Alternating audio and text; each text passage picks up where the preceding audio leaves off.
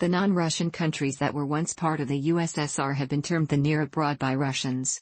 More recently, Russian leaders have been referring to all 15 countries collectively as post-Soviet space, while asserting Russian foreign policy interests throughout the region. After the USSR was dissolved by the presidents of Russia, Ukraine, and Belarus, Russia tried to regain some sort of influence over the post-Soviet space by creating, on December 8, 1991, a regional organization, the Commonwealth of Independent States. The following years, Russia initiated a set of agreements with the post-Soviet states which were designed to institutionalize the relations inside the CIS.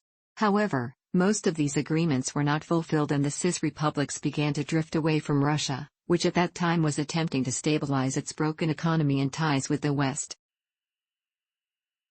One of the major issues which had an influence on the foreign relations of Russia in FSU was the remaining large Russian minority populations in many countries of the near abroad. This issue has been dealt with in various ways by each individual country. They have posed a particular problem in countries where they live close to the Russian border, such as in Ukraine and Kazakhstan, with some of these Russians calling for these areas to be absorbed into Russia.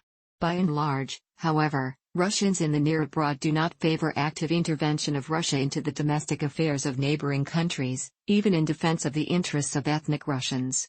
Moreover, the three Baltic states, Estonia, Latvia, and Lithuania, have clearly signaled their desire to be outside any claimed Russian sphere of influence, as is reflected by their joining both the NATO alliance and the European Union in 2004.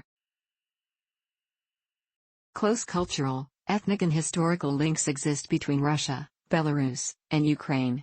The traditional Russian perspective is that they are one ethnic group, with Russians called Great Russians, Belarusians White Russians and Ukrainians Little Russians.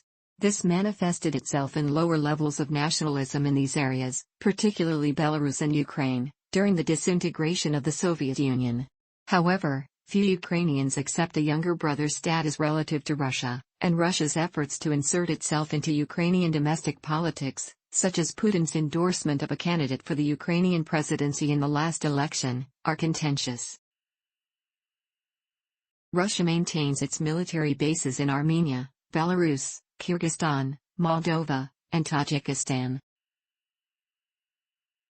Russia's relationships with Georgia are at their lowest point in modern history due to the Georgian-Russian espionage controversy and due to the 2008 Russo-Georgian War. Georgia broke off diplomatic relations with Russia and has left the Commonwealth of Independent States.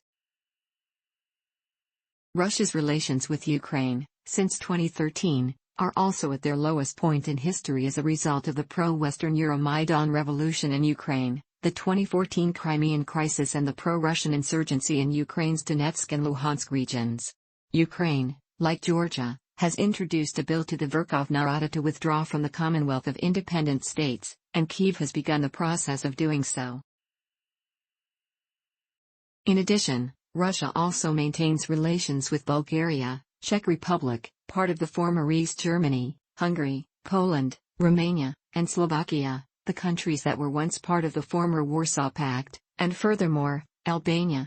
Russia also continues to maintain friendly relations with Cuba, Mongolia and Vietnam as well as Third World and non-aligned countries of Afghanistan, Angola, Benin, Cambodia, Congo, Egypt, Ethiopia, Grenada, Guinea-Bissau, India, Iraq, Laos, Mozambique, Serbia, Syria and the former southern part of Yemen.